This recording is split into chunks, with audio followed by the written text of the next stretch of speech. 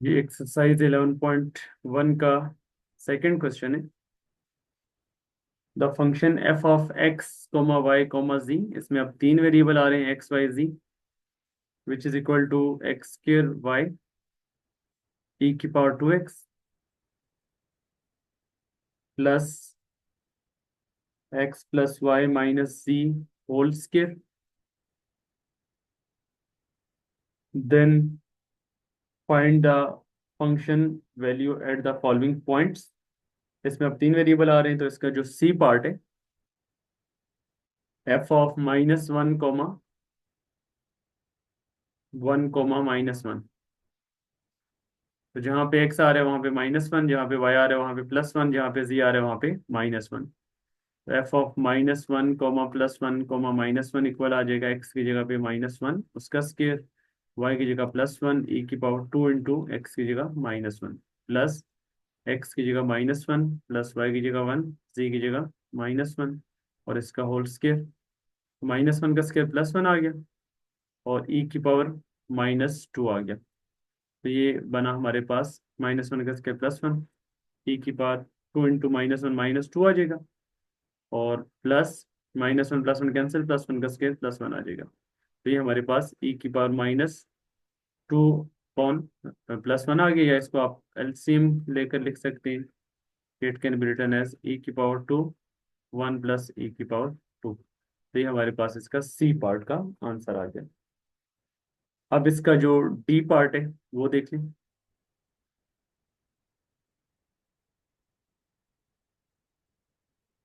जी question number 2 का D part. D part में हमारे पास है partial by partial x of f of x comma x comma x. ठीक है, ये आपके पास जो फंक्शन है पहले आपने उसको with respect to x partially differentiate कर दें। Partial by partial x of function, function हमारे पास क्या है, वो है एक्स स्क्र वाई ई की power 2x plus X plus Y minus Z whole power 2। पहले हमने इसको पार्शली डिफरेंशिएट करना है विद रिस्पेक्ट टू एक्स, और उसके बाद फिर आपने जहाँ जहाँ पे एक्स आ रहा है वहाँ पे वैल्यू एक्स ही पुट करनी है, वाई की जगह भी एक्स वैल्यू पुट करनी है और जी की जगह भी एक्स वैल्यू पुट करनी है।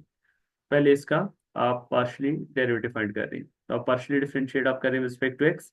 तो पहली टर्म पे जब अप्लाई करेंगे तो इसमें y as a constant treat होगा, तो आप ऑपरेटर ऑपरेट करेंगे एक्स स्क्र इंटू ई की पावर 2x पे।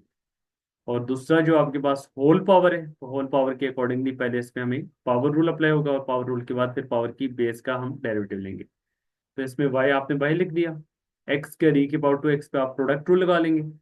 और प्रोडक्ट रूल क्या है, एक्स स्क्र को छोड़कर पार्शियल डेरिवेटिव ऑफ ई की पावर 2x प्लस ई की पावर 2x को छोड़कर partial derivative of x square. तो ये हमारे पास अप्लाई हो गया। इसी तरीके से नेक्स्ट जो हमारे पास टर्म है उसमें क्या, partial by partial x of, इस पे आप ऑपरेटर ऑपरेट कर दें, होल पावर है तो होल पावर है तो इस पे पावर रूल अप्लाई होगा। पावर स्टार्ट में और पावर में से 1 माइनस, और फिर पावर की बेस का again derivative X plus Y minus Z का अगेन डेरिवेटिव।